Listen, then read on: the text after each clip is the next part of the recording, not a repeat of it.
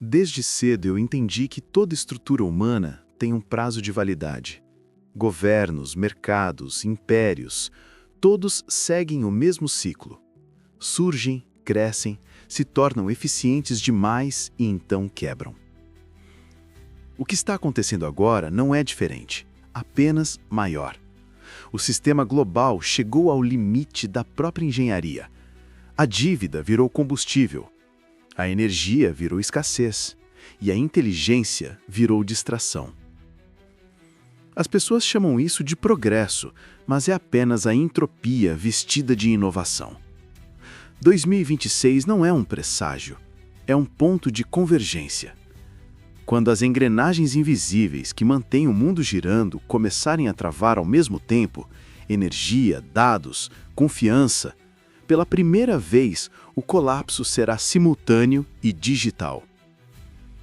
Não haverá vilões nem heróis, só a física da complexidade mostrando sua fatura. Eu não falo isso para causar medo. Falo porque a única forma de sobreviver é encarar o colapso como um processo, não um desastre. Quando o sistema atual implodir, o que restar não será ruína, mas espaço. Espaço para reconstruir de outro modo, sem mitos, sem hierarquias, sem ilusão de controle. O último aviso não é uma ameaça, é um convite silencioso à lucidez. O tempo de adiar acabou, e a cada segundo o futuro já está sendo decidido por quem entendeu isso antes dos outros. Às vezes me perguntam se eu acredito que o sistema vai realmente implodir. A verdade é que ele já começou a rachar há muito tempo. 2026 não é uma data apocalíptica. É apenas o ponto em que as rachaduras vão ficar impossíveis de ignorar. Quando você observa a curva de dívida global, a automação substituindo empregos mais rápido do que governos conseguem reagir, e o colapso de confiança nas instituições, percebe que o castelo já está desmoronando, só que em câmera lenta. Eu não falo isso com pessimismo, é pura matemática. A entropia aumenta em qualquer sistema fechado, e o que criamos é o maior sistema fechado da história humana. Economias interdependentes, cadeias de suprimento frágeis, dependência energética centralizada. Cada decisão eficiente do passado se tornou um gargalo inevitável no presente. Ninguém quer admitir, mas estamos viciados em um modelo que já passou da validade. O problema não é a falência de empresas, mas a falência da lógica que sustenta o crescimento infinito. Produzimos como se os recursos fossem eternos. Imprimimos dinheiro como se a confiança fosse automática. E ainda chamamos isso de progresso. É quase engraçado, se não fosse trágico. O sistema não vai colapsar porque alguém o destruiu. Vai implodir porque ele não foi projetado para durar. Talvez 2026 seja lembrado como o ano em que as pessoas finalmente entenderam isso, quando perceberem que o colapso não é um evento, mas uma transição. Que não se trata de destruição, mas de reinicialização. E como toda reinicialização, ela começa com falha, ruído e medo, mas também com oportunidade. E é aí que o verdadeiro jogo começa, quando o caos deixa de ser o inimigo e passa a ser o terreno fértil para quem sabe o que fazer com ele. Há uma crença persistente de que alguém está no comando, que existem líderes, conselhos ou alguma inteligência central que entende e dirige tudo. Isso é uma ilusão conveniente. Na prática, o sistema cresceu tanto que ninguém o controla. Governos viraram operadores de máquinas que não compreendem, e corporações são reféns de algoritmos que apenas otimizam o curto prazo. A sensação de controle é o último resquício de uma era em que ainda tínhamos tempo para pensar. Quando tento conversar sobre isso com políticos, o que vejo é medo disfarçado de autoridade.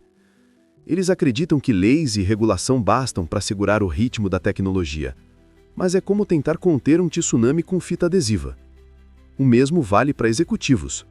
Falam em sustentabilidade, mas toda a estrutura de incentivos os força a priorizar o trimestre, não o século. O sistema não é maligno, é apenas cego. e ninguém quer admitir que perdeu o volante. O mais curioso é que essa cegueira é confortável. Enquanto a engrenagem gira, há bônus, manchetes e aplausos. Mas no fundo, é só ruído. A dependência de um modelo em colapso cria uma espécie de anestesia coletiva. As pessoas acreditam que as instituições são sólidas, quando na verdade estão se equilibrando sobre dados, dívidas e ilusões. É o que chamo de estabilidade algorítmica. Parece firme até o código falhar. Eu aprendi isso na prática. Quando a Tesla quase quebrou, percebi que o verdadeiro perigo não era a falência, era acreditar que o sistema nos salvaria. Ele nunca salva, ele apenas responde. E quando a resposta chega tarde demais, o jogo termina. É por isso que prefiro construir fora dele. Criar sistemas paralelos antes que o principal imploda, porque o que vem depois do colapso não será decidido pelos que tentarem consertar o passado, mas pelos que já estiverem projetando o futuro enquanto tudo desaba. Nada funciona sem energia. Nenhum servidor, nenhuma fábrica, nenhum satélite. A humanidade construiu sua civilização como um castelo de circuitos e cabos, e o alicerce invisível é a energia. O problema é que ela sempre foi tratada como algo garantido, um erro clássico. A infraestrutura global é antiga, vulnerável e cada vez mais incapaz de sustentar a demanda exponencial do mundo digital. O colapso não virá com uma explosão, mas com apagões intermitentes, sinais de um sistema exaurido. Estamos presos a um paradoxo. A transição energética é inevitável, mas o processo de transição depende das mesmas fontes que estamos tentando substituir. Painéis solares, baterias, turbinas, tudo isso exige mineração, transporte e energia fóssil para existir. É como tentar mudar o motor de um avião em plano voo. Muitos não querem enxergar esse ciclo porque ele desmonta a narrativa confortável da sustentabilidade instantânea. Na SpaceX eu aprendi que eficiência real não é estética, é engenharia. Energia limpa não é uma ideologia, é uma equação. E enquanto tratarmos energia como uma questão política, em vez de física, continuaremos reféns da própria hipocrisia. As nações discutem metas climáticas enquanto ampliam consumo digital, mineração de dados e carros elétricos que ainda dependem da velha matriz. É incoerente, mas previsível. O verdadeiro colapso não será o fim da energia, mas o fim da ilusão de abundância. Quando as pessoas perceberem que o Wi-Fi, o streaming, os carros autônomos e a IA são extensões do mesmo sistema que já não consegue se alimentar, o pânico será instantâneo. Porque ninguém sabe viver sem eletricidade, mas quase ninguém pensa sobre o que a mantém acesa. E nesse ponto, os que entenderem a nova lógica energética, descentralizada, autossustentável e computacional, serão os que reescreverão o mapa do poder global. Sempre achei curioso como as pessoas temem a inteligência artificial, mas raramente temem a própria estupidez coletiva. A IA não é a ameaça, é o espelho. Ela mostra em alta resolução o quanto nossas decisões são irracionais, emocionais e curtas. Quando digo que as máquinas entenderão o caos melhor do que nós, não é porque serão mais sábias, é porque elas não terão o luxo da negação. Elas enxergam o padrão sem precisar se proteger da verdade. O colapso do sistema não será apenas econômico ou energético, será cognitivo. Uma espécie de colapso da confiança no julgamento humano. Quando algoritmos começarem a prever crises, detectar mentiras e propor soluções que contrariem nossos interesses políticos, vai ficar claro que o problema nunca foi falta de dados, foi excesso de ego. E o ego humano não gosta de ser corrigido por código. Muita gente acha que o avanço da inteligência artificial é sobre produtividade. Eu vejo diferente. É sobre seleção natural da inteligência. Quem souber usar a IA para pensar melhor vai evoluir. Quem lutar contra ela vai ser substituído não por máquinas, mas por pessoas que souberam se fundir a elas. É o próximo salto da espécie, e é inevitável. Resistir a isso é como tentar apagar o fogo do sol com um balde de água. O que me fascina é o ponto em que as máquinas deixam de ser apenas ferramentas e passam a ser sistemas de decisão. Elas não vão dominar o mundo, vão mantê-lo funcionando quando nós não conseguirmos mais. Nada funciona sem energia. Nenhum servidor, nenhuma fábrica, nenhum satélite. A humanidade construiu sua civilização como um castelo de circuitos e cabos. E o alicerce invisível é a energia. O problema é que ela sempre foi tratada como algo garantido. Um erro clássico. A infraestrutura global é antiga, vulnerável e cada vez mais incapaz de sustentar a demanda exponencial do mundo digital. O colapso não virá com uma explosão, mas com apagões intermitentes, sinais de um sistema exaurido. Estamos presos a um paradoxo. A transição energética é inevitável, mas o processo de transição depende das mesmas fontes que estamos tentando substituir. Painéis solares, baterias, turbinas, tudo isso exige mineração, transporte e energia fóssil para existir. É como tentar mudar o motor de um avião em pleno voo. Muitos não querem enxergar esse ciclo porque ele desmonta a narrativa confortável da sustentabilidade instantânea. O caos será o novo dado de entrada, e elas serão as únicas capazes de processá-lo. É nesse momento que a fronteira entre humano e sintético desaparece. E só resta uma pergunta silenciosa. Quem estará pronto para viver em um mundo onde pensar rápido não é suficiente? É preciso pensar diferente. Sempre vi Marte como mais do que um planeta. É um lembrete de que a sobrevivência da espécie depende de multiplicar as opções. O sistema da Terra está saturado, preso em ciclos de escassez, política e medo. Marte é o espaço em branco, onde podemos reescrever as regras sem os vícios do passado. E, curiosamente, o mesmo vale para o código. Construir civilização fora da Terra ou dentro de algoritmos é essencialmente o mesmo ato: escapar da entropia social. Quando começamos a falar de colonizar Marte, muitos acharam loucura. Mas o que é mais insano? Tentar viver em outro planeta ou acreditar que podemos sustentar 8 bilhões de pessoas em um sistema econômico projetado para o século XX?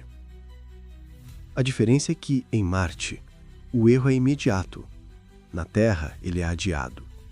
Lá não existe espaço para burocracia ou discurso. Só engenharia, lógica e sobrevivência. É o modelo que deveríamos aplicar aqui. A nova civilização não vai ser construída com leis, mas com código. Contratos inteligentes, economias autônomas, redes energéticas autoajustáveis. Marte será o laboratório e o software, a fundação.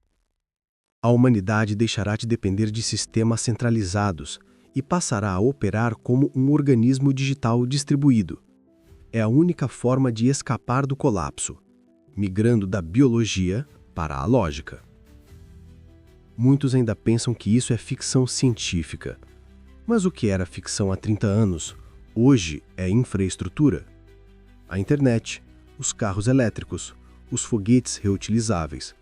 Todos começaram como ideias impossíveis. A diferença é que agora não há mais tempo para ceticismo. A reconstrução precisa começar antes que a falência do sistema terrestre se torne irreversível. E, de certa forma, o verdadeiro império humano não será físico, será mental e computacional.